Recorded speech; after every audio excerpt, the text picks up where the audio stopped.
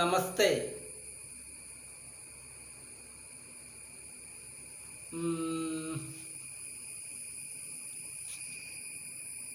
വീണ്ടും ഞാൻ തന്നെ. നമസ്കാരം. ഭാരത് സൊല്യൂഷൻ. എൻ്റെ പേര് മാറ്റിനെ കുറിച്ച് നമ്മൾ കഴിഞ്ഞ ക്ലാസ്സിൽ സംസാരിച്ചു.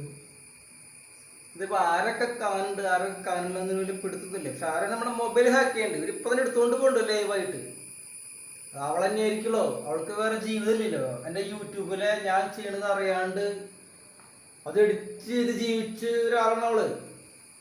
ഈ അവൾ ഇന്നലെ ഇടയ്ക്ക് കയറി വരുന്ന ചോദിക്കുമ്പോൾ അവൾ അത്രയ്ക്കും അപകടകാരിയാണ് എന്നെ സംബന്ധിച്ച്. അവളെ കുറിച്ച് സംസാരിക്കേണ്ട കാര്യമില്ല. അവൾ എങ്ങനെയും ജീവിച്ചോട്ടെ, എങ്ങനെയും ജീവിച്ചോട്ടെ എന്ന്. അപ്പോൾ ജാതി സെൻസസ് നമ്മൾ സംസാരിച്ചു. അപ്പോൾ ഇതൊക്കെ നമ്മൾ കഴിഞ്ഞ ക്ലാസ് സംസാരിച്ചു. ഇതിനെക്കുറിച്ച് സംസാരിച്ചു എല്ലാവരും സംസാരിച്ചു. ഇവിടെ ഇത് വി ഡി സതീശൻ സാറ് മുഖ്യമന്ത്രി ഇപ്പോൾ ടീച്ചർമാരെ കാണാൻ പോയില്ലോ, പഠിപ്പിച്ച ടീച്ചറെ കാണാൻ പോയി. ഇത് MPGD, മാതാപിതാ ഗുരുദൈവം. ഇതിൽ ഗുരു എന്ന സ്ഥാനത്ത് നമ്മൾ കൊടുക്കേണ്ട ഒരാൾക്കാരാണ് ടീച്ചർമാര്. അപ്പൊ ഈ ജാതി സെൻസസിന് ഇവരെ വെറുതെ ഒരു എന്താ പറയാ, ആടുകളെ മേയ്ക്കുന്ന ഒരു ആട്ടിടയനെ പോലെ മുകളിൽ നിൽക്കരുതല്ലോ ടീച്ചർമാരുടെ മുകളിൽ. ടീച്ചർമാർ കേൾക്കുക, എനിക്കിതിൽ പെട്ടെന്ന് അങ്ങനെ അതിൻ്റെ ആധികാരിക ഇടപെടാൻ പറ്റില്ല. മനസ്സിലാവണം, എനിക്ക് അത്ര വലിയ കഴിവൊന്നുമില്ല. നമ്മൾ സാധാരണ മനുഷ്യൻ. ഈ ഗുരുദൈവം, അപ്പോൾ അത് VD സാറ് ഈ കേസിൽ ഇടപെട്ട് ഈ NGO അസോസിയേഷനിലെ ടീമുകൾക്ക് അവർക്ക് എത്ര പൈസ വേണം കൊടുക്കാം. അവർക്ക് വേറെ പണിയൊന്നുമില്ല. കാരണം ഒരു ഗവൺമെന്റ് ഡിപ്പാർട്ട്മെന്റും നമുക്ക് നമ്മുടെ നാട്ടിൽ ലാഭത്തിലില്ല. അവർക്കതറിയില്ല. ഒരു ജോലി ഇവർക്ക് ശമ്പളം കൊടുക്കുന്നത് കേന്ദ്ര സർക്കാരാണെങ്കിലും ഈ കേന്ദ്ര സർക്കാരിനെ കുറ്റം പറഞ്ഞ് വെറുതെ നേരം കളയുന്ന ഒരു ലോകമാണ് ഈ NGO അസോസിയേഷൻ. ഒരു ബുദ്ധി മുതലാത്ത അവരുടെ ടീമുകൾ. അതിൽ IAS ഉണ്ടോ, IPS ഉണ്ടോ, ബന്ധു നിയമങ്ങളുണ്ടോ, പിൻവാതിലുണ്ടോ നമുക്കറിയില്ല. പക്ഷെ ചേട്ടൻ മുഖ്യമന്ത്രി ആയപ്പോൾ തന്നെ, ചേട്ടനല്ല സാറ് VD സാറ് മുഖ്യമന്ത്രി ആയപ്പോൾ ടീച്ചർമാരെ കാണാൻ പോയപ്പോൾ ചേട്ടൻ ടീച്ചർമാരോട് ഒരു ബഹുമാനമുണ്ടെന്ന് മനസ്സിലായി. അപ്പോൾ അവരുടെ അവസ്ഥ ഭയങ്കര ഭീകരമാണ്. ഈ സെൻസസ് എടുക്കാൻ നിയോഗിക്കണേൽ ഇവരുടെ മുകളിൽ ഈ ആജ്ഞാപിക്കണ ഈ എന്താ പറയുക, മോശം വാക്കുകൾ ഉപയോഗിക്കാൻ പാടില്ല. എന്നാലും പറയണ ഈ തീട്ട പട്ടികൾക്ക് വിദ്യാഭ്യാസം ഇല്ലേ മൈലുകൾക്ക്. അതായത് നമ്മൾ എന്തെങ്കിലും പഠിച്ചൊരു ജോലിക്ക് കയറുമ്പോൾ നമ്മുടെ മുകളിൽ നിൽക്കുന്നത് ഏതോ തീട്ടക്കണ്ടികളായിട്ട് എങ്ങനെയൊക്കെ ജീവിക്കണം നമുക്ക് വലിയ പിടുത്തുന്നില്ല. ഇവര് ആരൊക്കെയാണ്, ഇടതാണോ വലതാണോ ഒന്നും നമുക്കറിയില്ല. ചേട്ടന് നമ്മുടെ നെഹ്റുവിൻ സോഷ്യലിസം, നെഹ്റു അത്ര വലിയ ഗ്രേറ്റ് ഒന്നല്ല, ആൾക്കൊന്നും ഈ നാടിനെ കുറിച്ച് അറിയില്ല. എന്നാലും അയാളുടെ പഞ്ചവത്സര പദ്ധതി ഒന്നും ഉപകാരമായിട്ടില്ല. നെഹ്റു ഒന്നും ഒന്നല്ല അവിടെ നാട്ടിൽ. പക്ഷെ ചേട്ടൻ എവിടെയോ ഒരു പറഞ്ഞു നെഹ്റുവിൻ ഇടതോ, നെഹ്റുവിൻ സോഷ്യലിസ്റ്റോ എന്ന് സംസാരിച്ചു. VD സാറ് ഇതിനെക്കുറിച്ച് ഒന്ന് വ്യക്തമായിട്ട് ചിന്തിക്കുക. അതിന് മാതാവ് പിതാവ് കഴിഞ്ഞാൽ പിന്നെ ഗുരു എന്ന് പറഞ്ഞ നമ്മുടെ അധ്യാപകൻ എന്ന് പറഞ്ഞു കഴിഞ്ഞാൽ ആ ടീച്ചർമാരെ ബുദ്ധിമുട്ടിക്കരുത്. ഈ സെൻസസ് ഡ്യൂട്ടിക്ക് അവരെ ഇങ്ങനെ മൃഗങ്ങളെ പോലെ അയക്കേണ്ട കാര്യമില്ല. ഈ NGO ടീമുകളെ അയക്കാം. ഇവന്മാര് നേരം പോകണ്ട അവിടെ കവിതയും കഥയൊക്കെ എഴുതി ഇങ്ങനെ പ്രേമിച്ച് സ്നേഹിച്ച് നടക്കണവര്. കേന്ദ്ര സർക്കാരിന് കുറ്റം പറയണ ശമ്പളം കൊടുക്കണ ആൾക്കാരെ. അന്ന് ഇവർക്ക് നികുതി പിടിച്ചത് പോലും ഇവർക്ക് ശമ്പളം ഈ ഇത്ര കൊല്ലമില്ലേ നമുക്ക് സ്വാതന്ത്ര്യം കിട്ടിയിട്ട്, ഒരു കൊല്ലെങ്കിലും ജനങ്ങളെ നികുതി പിടിച്ചത് ശമ്പളമാക്കാനുള്ള ഒരു എന്താ പറയുക, ഒരു സർക്കിളിങ് അവിടെ നടന്നിട്ടില്ലല്ലോ. നടന്നുണ്ടാ? ചിന്തിക്കൂ സാർ, ചിന്തിക്കൂ. ടീച്ചർമാരുടെ കേസിൽ എനിക്ക് വിഷമമുണ്ട്. പക്ഷെ എനിക്കിപ്പോൾ ഇടപെടാൻ പറ്റില്ല ആ കേസിൽ. വേണമെങ്കിൽ ഇടപെടാതെ മാത്രമേ ഉള്ളൂ. പക്ഷെ ഞാൻ ഇടപെടുന്ന കേസ് നമ്മൾ സാധാരണ ജനം മാത്രമാണ്. അപ്പോൾ എനിക്ക് അങ്ങനെ ഇടപെടാൻ പറ്റില്ല. പക്ഷേ ചേട്ടൻ ഇടപെടാം. കാരണം സാറ് ടീച്ചർമാരെ സ്നേഹിക്കുന്ന ഒരു മുഖ്യമന്ത്രിയാണ്. ചേട്ടൻ അതിനെക്കുറിച്ച് ഗാഢമായി ചിന്തിക്കൂ. ചേട്ടൻ ബുദ്ധിപരമായിട്ട് തീരുമാനം എടുക്കും. എന്നിട്ട് മാത്രം നമുക്ക് ഇടപെടാൻ വേണമെങ്കിൽ. സമാധാനം ഉണ്ടല്ലോ അതിൽ.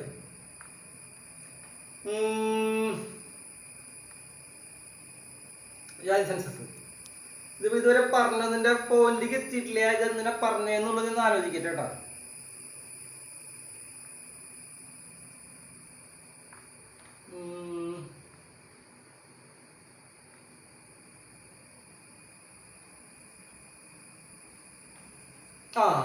ഞാൻ പറഞ്ഞു വന്നത് ഇതാണ്. ഇവിടുത്തെ ഒരു ആരോപണമുണ്ട്. പഞ്ചായത്ത് ആരാണ് ഇപ്പോൾ ആരോ ഈ ആരോ എന്ന് പറഞ്ഞു കഴിഞ്ഞാൽ ഞാൻ ശ്രമിക്കുന്ന സത്യസന്ധമായ വിപ്ലവത്തിന്റെ ഒരു ഘടന എന്ന് പറയുന്നത് പഞ്ചായത്തിലെ അധ്വാനിക്കുന്ന തൊഴിലാളി വർഗം, ഇപ്പോഴത്തെ അസംഘടിത മേഖല, അവര് ഹിന്ദുക്കളുടെ, അതിലിപ്പോ ക്രിസ്ത്യാനികൾ ഉണ്ടാവാം, ഒരു പരിധി വരെ ഇസ്ലാം ഉണ്ടാവാം. പക്ഷെ നമ്മുടെ തൊഴിലാളി വർഗം ഗ്രേറ്റ് ആണ് കേട്ടോ. അവർക്ക് ഇതുവരെ ഒന്നും മനസ്സിലായിട്ടില്ല. അപ്പൊ ഈ പഞ്ചായത്തുകളില് ഞാൻ പറയാൻ ഇപ്പൊ പേര് പറഞ്ഞ പേരെന്ന് അങ്ങനെ പറയാൻ വേണ്ടി, ഇപ്പൊ ഞാൻ ഇപ്പൊ താമസിക്കുന്ന സ്ഥലത്ത് കൊപ്രക്കളത്തൊരു പ്രസാദേട്ടുണ്ട്. പ്രസാദേട്ടനെ ചില ആൾക്കാർക്ക് ഇഷ്ടമല്ല, ചില ആൾക്കാർക്ക് ഇഷ്ടമുണ്ട്. എനിക്കിഷ്ടമുണ്ട്. കാരണം ഞാൻ കണ്ടിട്ടുള്ള ഒരു പഞ്ചായത്ത് പ്രസിഡന്റ് ആളാണ് പ്രസാദേട്ടൻ. ആള് നല്ലൊരു കമ്മ്യൂണിസ്റ്റാണ്. അപ്പൊ ആൾക്ക് വിചാരിച്ച ഈ പഞ്ചായത്തിന്റെ വക ഈ പ്രശ്നങ്ങളൊക്കെ, പിന്നെ കുറെ കുശുമുണ്ട്. ആള് കുറെ പൈസ ഉണ്ടാക്കിയിട്ടുണ്ട് എന്നൊക്കെ പറയുന്നുണ്ട്. എനിക്കറിയില്ല, പൈസ ഉണ്ടാക്കിയോട്ടെ, എന്താ കുഴപ്പം? അതൊരു കഴിവല്ലേ. പൈസ അല്ല ഇവിടുത്തെ വിഷയം. ഈ നാടിനെ പൊട്ടലോകാക്കിയിട്ടൊരു വേറൊരു ലോകം ഇനി വളരാൻ പാടില്ല. നിങ്ങളെ പൈസ അല്ല ഇവിടുത്തെ വിഷയം. ഈ സ്ത്രീകൾക്ക് ബുദ്ധിബോധം വെച്ച് കഴിഞ്ഞാൽ പൈസക്ക് വേറെ വലിയ വിഷയമൊന്നുമില്ല. പൈസ അല്ല ഇവിടുത്തെ വിഷയം. അപ്പൊ ഈ പ്രസാദേട്ടൻ, അതേപോലെ ഒരു ബാബേട്ടൻ ഉണ്ട്, നമ്മുടെ ഒരു ബാബേട്ടൻ. ആളെ വിളിക്കുന്നത് RV ബാബു. ആളെ വിളിക്കുന്നത് ആളുടെ ഒരു എന്താ പറയുക, ആളുടെ കുലത്തൊഴിലിൻ്റെ ഇതിലേക്ക് എനിക്ക് അങ്ങനെ പറയാൻ പാടില്ല, ഞാൻ പറയൂല. RV ബാബു. പിന്നെ ഒരു തങ്കപ്പ മാഷ്, ആള് മരിച്ചു. പിന്നെ ശാസ്ത്ര സാഹിത്യ പരിഷത്തിന്റെ കുറെ ആൾക്കാർ. അപ്പൊ ഈ കമ്മ്യൂണിസം, ഈ സാക്ഷരത പഠിപ്പിക്കാൻ എവിടെയൊക്കെയോ ഭയങ്കര പോസിറ്റീവായിട്ട് കമ്മ്യൂണിസം നാട്ടിൽ തേടിയിട്ടുണ്ട്. പക്ഷെ ഇവരുടെ മോൾ ഘടകം പോയി. അതൊരു പിണറായി സാർ, എനിക്ക് സാറിന് മാത്രമേ പറയാൻ പാടുള്ളൂ. ഈ പിണറായി സാർ അങ്ങനെ പോലെ കുറെ ആൾക്കാർ നശിപ്പിച്ചു വെച്ചാണ് സാധനമാണ്. പക്ഷെ ഒരു യുവത്വത്തെ നമ്മൾ നശിപ്പിക്കാനും പാടില്ലല്ലോ. ഈ പഞ്ചായത്തില് ഈ അധ്വാനിക്കുന്ന തൊഴിലാളി വർഗം, അതിലിപ്പോൾ RSS എന്നോ BJP എന്നോ കോൺഗ്രസ് എന്നോ ഒന്നുമില്ല. അതൊരു നാളെ നശിക്കപ്പെടാൻ പോകുന്നതും ഇതുവരെ നശിക്കപ്പെട്ടിരുന്നതുമായ ഒരു മേഖലയാണത്. പക്ഷെ നമ്മുടെ അധ്വാനിക്കുന്ന തൊഴിലാളി വർഗം ഗ്രേറ്റ് ആണ് അവര്. ഇപ്പൊ ചേട്ടൻ ചിന്തിക്കുകയാണെങ്കിൽ ഈ ഇവരെടുക്കുന്ന വെയിലത്തെടുക്കുന്ന പണിയില് പല പണികളുണ്ട്. അതിൽ പാറ പൊട്ടിക്കുന്ന പണിയൊക്കെ പണ്ട് ഈ പാറയിൽ മെഷീൻ വയ്ക്കുന്നതിന് മുമ്പ് തന്നെ ചുറ്റി കൊണ്ട് അടിച്ചു പൊട്ടിച്ച ആൾക്കാരാണ് നമ്മുടെ ഹിന്ദുക്കള്. അപ്പൊ ഇവര് ഏത് മേഖലകളിലും സൂപ്പറാണ്. അപ്പൊ എല്ലാവർക്കും ഗവൺമെന്റ് ജോലി. ഞാനൊരു 10 ക്ലാസ്സുകൾ എടുത്തു കഴിഞ്ഞാൽ ഞാൻ കൃത്യമായിട്ട് ഇടപെടും. 150 കോടി ജനങ്ങൾക്കും ഗവൺമെന്റ് ജോലി. ഇന്ത്യ എന്ന ആ ഒരു സംസ്കാരത്തെ ഒരു വട്ടത്തിനുള്ളിലാക്കിയിട്ട് എല്ലാവർക്കും ഗവൺമെന്റ് ജോലി. ചേട്ടന് എല്ലാ സോഫ്റ്റ്വെയർ ഞാൻ തരും ഈ നാടിനെ രക്ഷിക്കാൻ. ഇനിയിപ്പോ ചേട്ടൻ ഭരിച്ചു കഴിഞ്ഞാൽ ചേട്ടൻ ബുദ്ധിയോടുകൂടി ഈ നാട്, ചേട്ടൻ ഒരാളെ എതിർക്കാൻ പോകണില്ലേ. ചേട്ടൻ ധർമ്മത്തിലാണെങ്കിൽ ഞാൻ ഇടപെടും. അതില് എനിക്ക് ആ കേസില് RSS BJP കമ്മ്യൂണിസ്റ്റ് ഒന്നും ഇല്ല. ചേട്ടൻ ധർമ്മത്തിലാണെങ്കിൽ ചേട്ടനെ ഏതെങ്കിലും വേണുഗോപാല ഏതെങ്കിലും ടീമിൽ എതിർക്കുന്നുണ്ടെങ്കിൽ കൃഷ്ണാസേട്ടൻ ഇടപെടല്, കിച്ചുമോൻ ഞാൻ ഇടപെടും. ചേട്ടൻ ധർമ്മത്തിൽ നിൽക്കുക, നാടിനെ രക്ഷിക്കുക, കേരളത്തെ രക്ഷിക്കുക. അതാണ് ചേട്ടൻ്റെ ഒരു നിയോഗം എനിക്ക് തോന്നണേ. അതാണ് ഈ സമയം, നാടിന്റെ സമയം. ചേട്ടൻ അത്യാവശ്യം വായിക്കുന്ന ആളാണ്. നല്ല ചേട്ടൻ്റെ മറ്റേ ശശി തരൂരിന്റെ ആ ഒരു മറ്റേ ശശി തരൂര്, ഇളയിടം, അങ്ങനത്തെ ആൾക്കാരുടെ ഈ സാഹിത്യ ലോകത്തിന്റെ ഒരു സ്റ്റേജ് അല്ല നമ്മുടെ ലോകം. നശിക്കപ്പെട്ട ലോകമാണ് നമ്മുടെ. ചേട്ടൻ രക്ഷിക്കണം. 2024 ചേട്ടൻ എല്ലാ കഴിവും തരും. പിന്നെ നമ്മളെ നശിക്കപ്പെട്ട ഒരു ലോകം എന്ന് പറഞ്ഞാൽ കൊച്ചു കുഞ്ഞുങ്ങളുടെ ഒരു ഗുണ്ടകള്, മീൻസ് അല്ലെങ്കിൽ അങ്ങനെ ഒരു ജയിലിൽ അടയ്ക്കപ്പെട്ട കുറെ ആൾക്കാരുണ്ട്. അപ്പോൾ അവർക്കുള്ള സോഫ്റ്റ്വെയറുകളുണ്ട്. അത് പോലീസ് എന്ന് പറഞ്ഞാൽ നമ്മുടെ ഒരു അച്ഛൻ്റെ സ്ഥാനമാണ് കൊടുക്കേണ്ടത്. ശരിക്കും പറഞ്ഞു കഴിഞ്ഞാൽ ഭയങ്കര കഴിവുള്ള ആൾക്കാരാണ് നമ്മുടെ കേരള പോലീസ്. അവരാൽ രക്ഷിക്കപ്പെടേണ്ട കുറെ ആൾക്കാരുണ്ട് ഈ നാട്ടില്.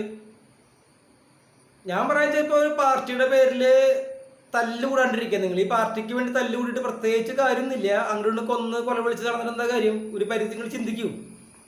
നമ്മുടെ പെമ്പിള്ളേർക്ക് ഞാൻ സ്ത്രീകളുടെ ശക്തി ഞാൻ ശാസ്ത്രീയമായിട്ട് തെളിച്ചു കൊടുക്കും. സ്ത്രീകളുടെ ശക്തി തെളിയിച്ചു കഴിഞ്ഞാൽ സ്ത്രീകള് നാടിന് വേറെ ലെവലാക്കും. ആ സ്ത്രീകളുടെ ശക്തി ഇപ്പൊ ഞാൻ കൊടുക്കണില്ല.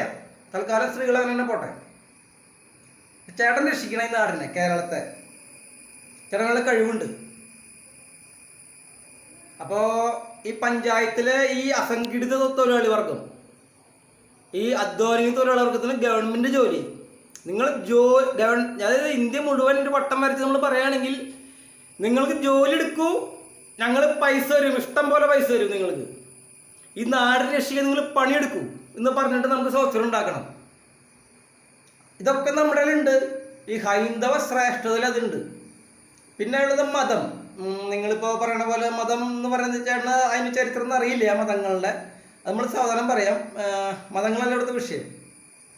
ഇവിടുത്തെ മതങ്ങൾ എന്നൊക്കെ പറഞ്ഞു കഴിഞ്ഞാൽ ഒരു ഹിന്ദു പ്രേമി എന്ന നിലയ്ക്ക് ഞാൻ പറയാന്ന് വെച്ച് കഴിഞ്ഞാൽ ഒരു 12 വയസ്സ് വരെയുള്ള കുട്ടികളുടെ അല്ലെങ്കിൽ അവരുടെ ഒരു കാഴ്ചപ്പാടുകളുടെ അവരൊരു സുപ്രഭാതത്തിൽ പിറന്ന് അവരുടെ ബോധം വരുമ്പോൾ അവർ ഹിന്ദു ആവുകയാണെങ്കിൽ ഈ നാട്ടിൽ ഒരു പ്രശ്നമില്ല, സ്നേഹം മാത്രമേ ഉണ്ടാവുള്ളൂ. അപ്പം 2 പ്രാകൃത മതങ്ങളുടെ ഒരു പൊട്ടലോകം കൂടി ഉണ്ട്. അതിൻ്റെ ഒരു ചെറിയ അറ്റായിരുന്നു മീഡിയ എന്ന് പറയുന്നത്. അപ്പം അങ്ങനെ നാട് നശിപ്പിച്ച ഒരുപാട് തലകൾ ഇനിയോട്ട് ഉണ്ടാവില്ല, പൊങ്ങാൻ വഴിയില്ല. അത് നശിച്ചു. അത് എങ്ങനെ നശിച്ചു, എന്തുകൊണ്ട് നശിച്ചു എന്നൊന്നും ഒരു സുപ്രഭാതത്തിലേക്ക് പറയാൻ പറ്റില്ല. അത് നശിച്ചു. ഇന്ന് നമ്മൾ പുതിയ പോസിറ്റീവ് ലോകം, കുട്ടികളുടെ സന്തോഷം, ഈ സ്കൂള്. ഇപ്പോൾ ചേട്ടൻ ചിന്തിക്കുകയാണെങ്കിൽ ഇപ്പോൾ BJPക്ക് 3 MLA-മാരുണ്ട്. ഇവരുടെ ഈ പാർലമെന്റിൽ ഒന്നുള്ള പ്രസംഗമൊന്നും ഞാൻ കണ്ടിട്ടില്ല. പാർലമെന്റ് അല്ല, നിങ്ങൾ മന്ത്രിസഭയിൽ അതെങ്ങനെയാണ് നടന്നാലും നമുക്ക് അവരെ വിമർശിക്കാൻ പറ്റുള്ളൂ, അല്ലെങ്കിൽ അവരെ പുകഴ്ത്താൻ പറ്റുള്ളൂ. ഞാൻ കേട്ടിട്ടില്ലേ അവർ 3 ആൾക്കാരുടെ. ശരിക്കും പറഞ്ഞാൽ അവർ 1950 ഫണ്ടുകൾ എങ്ങനെ ഉപയോഗിച്ചു. ഇപ്പോൾ സ്കൂളുകളിൽ നിങ്ങൾ 4.5 കോടി മുടക്കി. എത്ര സ്കൂളുകൾ എന്നുള്ള കണക്ക് ഉമ്മമാരാണ് ഈ മീഡിയക്കാർ. അവരെ പറഞ്ഞിട്ടും കാര്യമില്ല. ഈ എത്തിയിട്ടത് നിങ്ങളെ കുറ്റം പറഞ്ഞിട്ടും കാര്യമില്ല. ഒരു ആദ്യം എന്ത് സിലബസാണ് പഠിച്ചേ എന്നുള്ളത്. ഈ നാട്ടിൽ സിലബസ് പഠിച്ചിട്ട് നമ്മുടെ നാട്ടിൽ ജീവിക്കണ നമ്മളെ ദൈവങ്ങളെ പോലെ കാണേണ്ട ഒരു വിഭാഗമുള്ളൂ. അത് ഡോക്ടർമാരാണ്. അവരുടെ ഏതോ ഒരു തൻ്റെ തലമുറ ഈ അവരുടെ മെഡിക്കൽ കോളേജിൽ റാഗിങ്, ആ റാഗിങ് എല്ലാം കേരള പോലീസ് അന്വേഷിക്കണം. ഒരു ഇത് അതെങ്ങനെ അവർ റാഗിയാണെന്ന് എനിക്ക് മനസ്സിലാവുന്നുണ്ട്. ഒരു പൊട്ടൻ ലോകം ഇവരുടെ ഇടയിലുണ്ട്. ഇതൊക്കെ നമുക്ക് സുപ്രഭാതത്തിൽ പറയാൻ പറ്റേണ്ട കാര്യം. പക്ഷെ ഡോക്ടർമാരെന്ന് പറഞ്ഞു കഴിഞ്ഞാൽ നമ്മുടെ ഇപ്പോഴത്തെ അവസ്ഥകളിൽ നമ്മൾ ദൈവങ്ങളെ പോലെ കാണേണ്ട ആൾക്കാരാണ്. അതിന് താഴെ നിൽക്കുന്ന നേഴ്സുമാർ. ഇവരുടെ ഇപ്പോഴത്തെ പ്രശ്നങ്ങൾ നേഴ്സുമാരെ പ്രശ്നങ്ങൾ തീർക്കാം. അപ്പം ഇത് നേഴ്സുമാരെ നമ്മുടെ ഈ ലാസ്റ്റ് കേസിൽ പോലീസ് മർദ്ദിച്ചത് തത്വത്തിൽ എനിക്കിഷ്ടമായില്ലെങ്കിലും എനിക്ക് ഇടപെടാൻ പറ്റില്ല. പക്ഷെ ഭാവിയിൽ ഇടപെടും. ജനം നിലയ്ക്കുമ്പോൾ ഇടപെടുമല്ലോ. പിന്നെ പ്രത്യേകിച്ചൊന്നുമില്ല. ചേട്ടൻ ഈ കേസിൽ നിന്ന് ഇടപെട്ട് നോക്കൂ. ഈ മാതാപിതാ ഗുരു ദൈവം ടീച്ചർമാരെ, അപ്പോൾ ഈ ടീച്ചർമാരെ മുകളിൽ നിൽക്കുന്നത് വിദ്യാഭ്യാസത്തിലെ ഒരു തീട്ടത്തണ്ടികളാണ്. വിഷമങ്ങൾക്ക് പോയി NGO അസോസിയേഷൻ കണ്ടോ. അപ്പോൾ എൻ്റെ പിണറായി സാറ് പോയിട്ട് NGO-കാരാണ് വിളിച്ചിട്ട് പ്രസംഗിക്കുന്ന ആള്. അതായത് യുവന്മാർക്ക് വേറെ ഒന്നും പറയാനില്ല, വേറെ ചെയ്യാനില്ല. ഈ നമ്മുടെ നാടിനെ കുറിച്ചൊന്നും അറിയാണ്ട് നമ്മുടെ മറ്റേ എന്താ പറയുക, ഒരു പൊട്ട ലോകത്തിനെ കാശും വാങ്ങി കാലത്തൊട്ട് വൈകുന്നേരം വരെ സ്വത്തം തിരിച്ചറിയാതെ ജീവിക്കുന്ന ഒരു സമൂഹമാണ് NGO അസോസിയേഷൻ അല്ലേ? അല്ലെങ്കിൽ ഒരു NGO അസോസിയേഷൻകാർ പറയട്ടെ, ഒരാൾ പറയട്ടെ, ഒരു ശാസ്ത്രജ്ഞനോ അമേരിക്കയിലുള്ള ശാസ്ത്രജ്ഞനോ ഇവിടെയുള്ള സൈക്യാട്രിസ്റ്റുകളോ ഇവിടുത്തെ കലാകാരന്മാരോ ഒരാൾ പറയട്ടെ. കേന്ദ്രം കൊടുക്കാണ്ട് ഈ നികുതി പിടിച്ചിട്ട് ഏത് ഗവൺമെന്റ് ഡിപ്പാർട്ട്മെന്റിനാണ് ഒരു മാസമെങ്കിലും ശമ്പളം കൊടുക്കാൻ നിങ്ങൾക്ക് പറ്റുക? അപ്പോൾ അത് ഇപ്പൊ നിങ്ങൾ 5 ലക്ഷം 6 ലക്ഷം കോടി എന്ന് പറയുന്ന കടല്ലേ, ഇത് എങ്ങനെ ഇംഗ്ലീഷിൽ പറയാ? ട്രില്യൺ എന്ന് പറയാൻ പറ്റണില്ലല്ലോ. ഇത് എഴുതി തന്നെ തെറ്റാന്ന് എനിക്ക് തോന്നുന്നു. എല്ലാത്തിനും കണക്ക് പറയേണ്ടി വരും. പക്ഷെ ചേട്ടൻ പോസിറ്റീവായിട്ട് നിൽക്കുക. നല്ലൊരു മുഖ്യമന്ത്രിനെ കിട്ടുന്നതാണ് ഞാൻ വിചാരിക്കണേ ഈ നാടിന്. ചേട്ടൻ ഈ കാര്യത്തിൽ ഇടപെടാ. സെൻസസ് നമുക്ക് വളരെ ഇമ്പോർട്ടൻ്റ് ആണ്, അത്രയ്ക്ക് ഇമ്പോർട്ടൻ്റ് ആണെന്നേ. അപ്പോൾ 150 കോടി ജനങ്ങൾക്കും സർക്കാർ ജോലി. അപ്പം അതിൽ അധ്വാനിക തൊഴിലാളികളെ ചതിക്കുന്ന ഒരു ടീമുകൾ ഇല്ല ഇതിൽ. എന്താ പറയുക, നമ്മൾ കമ്മ്യൂണിസ്റ്റ് സോഷ്യലിസം ഒരുമിച്ച് നടപ്പിൽ വരുത്താം. അപ്പോൾ ഈ പഞ്ചായത്തുകളിൽ നിൽക്കണ കമ്മ്യൂണിസ്റ്റുകാർ, ഇപ്പോൾ നമ്മുടെ കൊടകര പഞ്ചായത്ത്, നാടിപ്പാറ, ഇവിടെയൊക്കെ അധ്വാനിക്കുന്ന തൊഴിലാളി വർഗം ഒരുപാടുണ്ട്. ഇവരൊക്കെ ഒരുമിച്ചെടുത്ത് ഈ CPI CPM എന്ന് മാറി വിവരമുള്ള ആൾക്കാരുടെ കൂടെ അടുത്ത 5 കൊല്ലം കഴിയണമല്ലോ ഇനി വോട്ടെടുപ്പ് നടത്താൻ. അപ്പോൾ നമ്മൾ ധർമ്മത്തിന്റെ കൂടെ നിൽക്കുക. അപ്പോൾ എല്ലാവരും കൂടി തീരുമാനിക്കുക നല്ലൊരു, അതിലിപ്പോൾ കോൺഗ്രസ് എന്നോ കമ്മ്യൂണിസ്റ്റ് എന്നോ BJP എന്നോ RSS എന്നൊന്നും ഇല്ല. ഈ അധ്വാനിക്കുന്ന തൊഴിലാളി വർഗം ഒരുമിച്ച് നിൽക്കുക, അതൊരു ഗവൺമെന്റ് ജോലിയാക്കുക. അതിനുള്ള സോഫ്റ്റ്വെയർ എന്തെങ്കിലും ഉണ്ട്, ഞാൻ തരും. ഇപ്പൊ തന്നെ നിങ്ങൾക്ക് ഒരുപാട് കിട്ടും. ഇത് എങ്ങനെ കിട്ടുന്നത്? എന്താ എല്ലാ മനുഷ്യന്മാരിലടാ നമുക്ക് എല്ലാ ചിന്തകളും ഇതിലുണ്ട്. അപ്പോൾ ഒന്ന് രണ്ട് പേരുകൾ പറഞ്ഞു. പ്രസാദന്റെ പേര് പറഞ്ഞു. ആൾക്ക് ദേഷ്യമൊന്നും എനിക്ക് അറിയില്ല. ആള് നേരിട്ട് കാണുമ്പോൾ പറയും. ഇനി പറയണ്ട എന്ന് പറഞ്ഞാൽ നമ്മളത് യൂട്യൂബിൽ ഇട്ടിട്ടില്ല, ആൾ ചോദ്യത്തിലുള്ളൂ. ഒരു ബാബയുടെ പേര് പറഞ്ഞു. ഒരു തങ്കമാഷിയാൾ മരിച്ചു. പിന്നെ അതുപോലെ ശാസ്ത്ര സാഹിത്യ പരിഷത്തിലൊക്കെ പരിചയപ്പെട്ടതല്ല ചെയ്ത ആ ഒരു 70-80കളിൽ ഇവിടെ ഒരു പ്രത്യേക രീതിയിൽ ഒരു കമ്മ്യൂണിസത്തിന്റെ സ്നേഹം പോയിട്ടുണ്ട്. അത് കോൺഗ്രസിന് പോയിട്ടില്ല. BJP പിന്നെ വേറെ തലങ്ങളിലാണ് പോയത്. ഹിന്ദുത്വ എന്നുള്ള ഐഡിയോളജിയിലാണ് പോയത്, RSSഉം. പക്ഷെ ഈ കമ്മ്യൂണിസം ഹിന്ദുത്വയുടെ തന്നെ വേറെ ഭാഗമാണ്. അത് ഇവർക്ക് ഒരിക്കലും മനസ്സിലാവില്ല. പക്ഷെ മനസ്സിലാക്കി കൊടുക്കാൻ ശ്രമിക്കാം ഒരു പരിധി വരെ. അപ്പോൾ പിന്നെ ഈ പോലീസ്, നിങ്ങൾ ഇപ്പോഴത്തെ ക്രിമിനലുകൾ ഗുണ്ടകൾ, ഇവർക്കൊക്കെ അതിഗംഭീരമായ ജോലി കൊടുക്കാനുള്ള സോഫ്റ്റ്വെയർ പോലീസിന് നമ്മൾ കൊടുക്കുന്നതായിരിക്കും. കേരള പോലീസിന് ഞാൻ കുറച്ച് കാലമായിട്ട് പോലീസിനെ വെട്ടിച്ച് നടക്കാണ്. പോലീസിനെ എപ്പോഴും പിടിക്കാൻ ഞാൻ തെറ്റും ചെയ്തിട്ടില്ല. എങ്കിൽ തന്നെയും നമുക്ക് ആ ഒരു പേടി നമ്മൾ നിൽക്കണം. കാരണം എന്തിട്ടൊക്കെയോ തെറ്റിദ്ധാരണകളെ കുറിച്ച് പോയിട്ടുണ്ട്. ഇതാരൊക്കെ ചെയ്ത് കണ്ട ഈ മീഡിയക്കാർ ക്യാമറ വെച്ചാലാണ്. ഇവിടെ അയൽക്കാരൊക്കെ ഒരു കടയിലേക്ക് പോകാൻ പറ്റില്ലെന്ന്. അപ്പോഴേക്കും ഞാൻ അനങ്ങൾ നോക്കിയിരിക്കാണ്. അവരുടെ ജീവിതം അങ്ങനെയായി പോയി. ഏതിനെ വേണമെന്ന് എനിക്കറിയില്ല. ആരെയും നമുക്ക് തിരിച്ചറിയാൻ പറ്റണില്ല. എന്താ പറയുക, ഒക്കെ മനുഷ്യന്മാരാണോടാ. ഒരു മനുഷ്യൻ വേറൊരു മനുഷ്യനെ മനസ്സിലാക്കിയില്ലെങ്കിൽ പിന്നെ അതിൽ ആരാ മനുഷ്യൻ ആരാ മൃഗം, അതാണ് എൻ്റെ അവസ്ഥ. പിന്നെ ഇത് സംസാരിക്കാൻ നമുക്ക് ഇപ്പം ഇതൊരു ചെറിയ, ഞാൻ ഇതുവരെ എടുത്ത ക്ലാസ്സുകൾ ഇന്റർനാഷണൽ ക്ലാസ്സുകൾ തന്നെയാണെങ്കിലും ഇതും അതിൻ്റെ ഒരു വളരെ ചെറുതിനെടുത്തത്. വലിയത് വരാൻ പോകണല്ലോ ജീവിച്ചിരിക്കുകയാണെങ്കിൽ.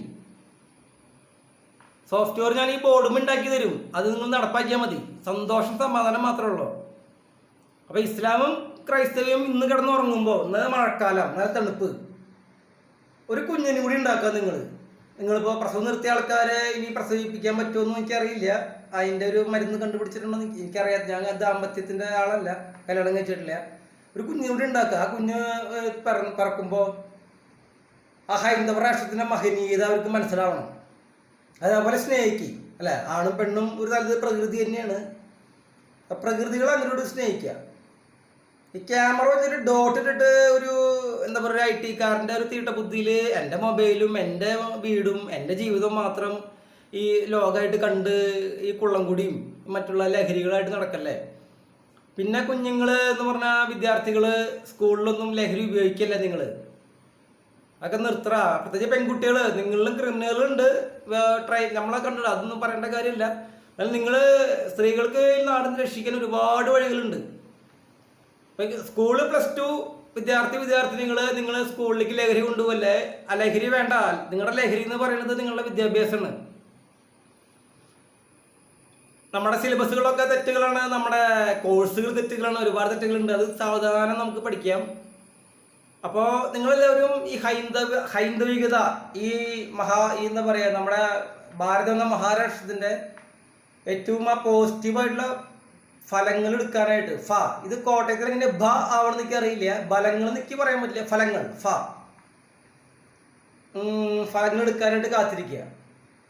ആരും ശത്രുക്കൾ കണ്ടിരിക്കുക. ഈ പാർട്ടികൾക്ക് വേണ്ടി തല്ലുകൂടി ജീവിതം കളഞ്ഞിട്ടുന്ന കാര്യം ഏതെങ്കിലും 70 നിങ്ങൾ ചിന്തിക്കുക. 1947 സ്വാതന്ത്ര്യം കിട്ടി, 1950 തൊട്ട് ഇവിടെ ഇടതും വലുതും മാറി ഭരിക്കുക. ഇപ്പം നിങ്ങളുടെ ജീവിതം എങ്ങനെ നിൽക്കണു? അല്ല, ബാങ്കുകാർ SBI ബാങ്കിൽ കണ്ടില്ലേ, ഇപ്പോൾ ഈ ഓൺലൈൻ ട്രാൻസാക്ഷൻ നടന്ന പിന്നെ എത്ര ജോലി പോയി, അത്രയും ജോലി ഇപ്പോൾ റോബോട്ട് പോലെ അവരുടെ. അപ്പം അങ്ങനത്തെ ബാങ്കുകാരുടെ അഹങ്കാരം പതുക്കെ കളയുക. എല്ലാത്തിനും സമാധാനം ഉണ്ട്. നമുക്ക് ജോലി ഒരിക്കലും ഒരാളും പോരും. നിങ്ങൾ നാടിനെ, നിങ്ങളുടെ മക്കൾക്ക്, നമ്മളെത്ര പറഞ്ഞിട്ടുണ്ടെങ്കിലും നമ്മുടെ പെൺകുട്ടികളെ എന്താ പറയുന്ന നാടിനെ ഈ ഹൈന്ദവ രാഷ്ട്രത്തിന് അങ്ങനെയാണ് പറയണം. പെൺപിള്ളേർക്ക് എന്ന് പറഞ്ഞാൽ രാജാവായാലും ഏറ്റവും മഹാനായ ആൾക്ക് കല്യാണം കഴിച്ചു കൊടുക്കുള്ളൂ. അത് ഇതിൻ്റെ അടിസ്ഥാന വർഗത്തിനുണ്ട്. ഏറ്റവും നന്നായിട്ട് മരം വെട്ടണതോ ഏറ്റവും കല്ല് വെട്ടണതോ ആ തെളിയിച്ച ആൾക്കാർക്ക് മാത്രമേ ഈ പെൺപിള്ളേരെ കല്യാണം കഴിച്ചു കൊടുക്കുള്ളൂ. അത് രാജാവായാലും അതിൽ അടിയാനും കിടിയാനൊക്കെ പിന്നെ വന്നതല്ലേ. നമ്മുടെ ഹൈന്ദവയുടെ A to Z ഒക്കെ ഒന്ന് തന്നെയായിരുന്നു. അത് എപ്പോഴും അവിടെ ഇവിടെയൊക്കെ ഉണ്ട്. ഒരു പിണറായി വിജയനെ പോലെ അവൻ്റെ മരുമോനെ പോലെ പോലെ കുറച്ച് ആൾക്കാർ നാട്ടിൽ നശിപ്പിക്കുകയാണെങ്കിൽ അയാളെ പേടിച്ചും ജീവിക്കേണ്ട അയാളല്ലല്ലോ ലോകം. അയാൾ ഈ യുവത്വത്തെ നശിപ്പിക്കുന്ന ഒരാളാണ്, എനിക്ക് മനസ്സിലായെടുത്തോളം. 83 വയസ്സായിട്ട് അയാൾ ഈ കടിച്ചു തൂങ്ങിയോടെ നിൽക്കണമെന്ന് എനിക്ക് മനസ്സിലാവുന്നില്ല. നമുക്കൊരു സുപ്രഭാതത്തിൽ പറയാൻ പറ്റില്ല. ഒക്കെ പിണറായിയുടെ തലയിട്ട് ഇറങ്ങുന്ന ആൾക്കാരാണ്. പിണറായി എന്ന് പറഞ്ഞാൽ അച്ഛനാണോ അച്ചാച്ചനാണോ അമ്മാവനാണോ മോനാണോ എന്ന് പറഞ്ഞ് സ്നേഹിക്കുകയാണ് പിണറായിനെ. അങ്ങോട്ട് ഓരോ തെരഞ്ഞെടുപ്പ് ചെയ്തിട്ട് നമ്മളാണ് ഒരുമിച്ച് ഇറങ്ങല്ലേ എന്ന്. അത് ഇറങ്ങാൻ കുറെ ആൾക്കാർ ഭയങ്കര ശാസ്ത്രത്തോടെ പോകും.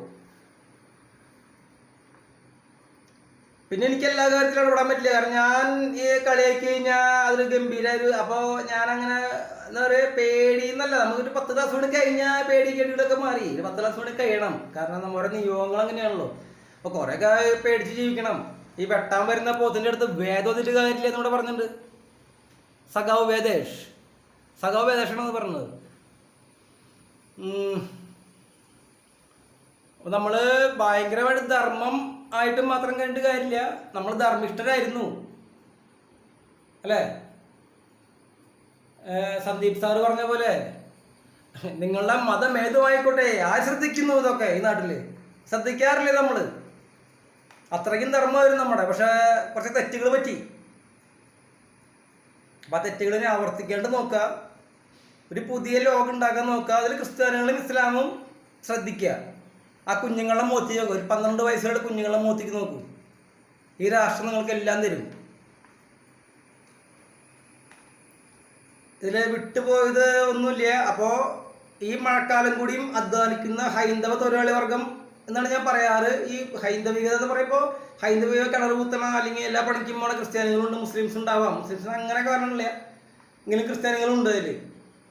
അപ്പോൾ ഒരു ഗവൺമെൻറ് ജോലിയായിട്ട് നമുക്ക് തരും. അപ്പോൾ കുറച്ച് ആൾക്കാർ ഒരു പൊട്ട ശത്രുവായിട്ട് കേന്ദ്ര സർക്കാർ ഇപ്പോൾ നിൽക്കണ ഒരു ഉമ്പിക്കൽ ടീമുകളായിട്ട് നിൽക്കേണ്ട ആവശ്യം. നമ്മുടെ മുതലാളിമാരൊക്കെ ഒരു പരിധിവരെ കഷ്ടപ്പെട്ട് മുതലാളിമാരായതാണ്. അതുകൊണ്ട് അവർ ശത്രുക്കളല്ല. ഇപ്പോൾ ജോലി തരുന്നത് ആരാണോ ആ മുതലാളിമാരെ ബഹുമാനിക്കുക, ഉള്ള പണി ചെയ്യുക, അത് ഗംഭീരമായിട്ട് ചെയ്യുക. നമ്മുടെ പണികൾക്ക് ഒരു ശ്രേഷ്ഠതയുണ്ട്.